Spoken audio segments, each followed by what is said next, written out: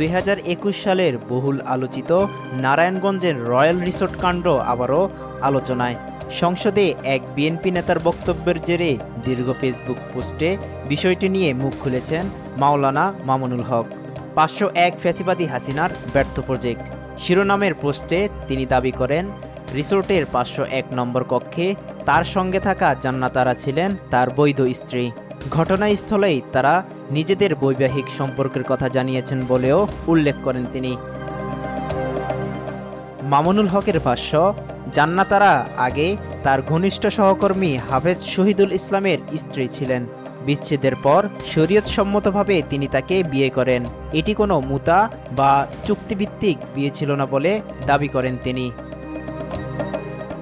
দ্বিতীয় বিয়ের বিষয়টি গোপন রাখার কারণ হিসেবে তিনি পারিবারিক ও সামাজিক বাস্তবতার কথা উল্লেখ করেন।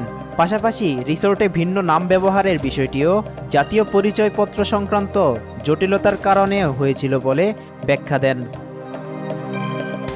পোস্টে মামুনুল হক অভিযোগ করেন, তৎকালীন সরকার, গোয়েন্দা সংস্থা ও কিছু গণমাধ্যমের পরিকল্পিতভাবে তার বিরুদ্ধে মুতা বিয়ে সহ বিভিন্ন অপপ্রচার চালিয়েছিল।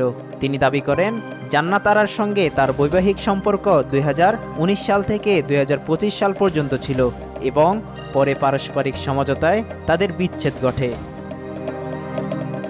সমালোচকদের উদ্দেশ্যে তিনি মুবাহালার আহ্বান জানিয়ে বলেন, কেউ তার বক্তব্যকে মিথ্যা মনে করলে কোরআনের নির্দেশনা অনুযায়ী সত্যমিথ্যা যাচাইয়ের জন্য তিনি প্রস্তুত। পোস্টের শেষাংশে 501 সংখ্যাটিকে নিজের বিরুদ্ধে পরিচালিত কথিত ষড়যন্ত্রের প্রতীক উল্লেখ করে মামুনুল হক বলেন, এটি তার নয়, বরং শেখ হাসিনা সরকারের ব্যর্থতার দলিল।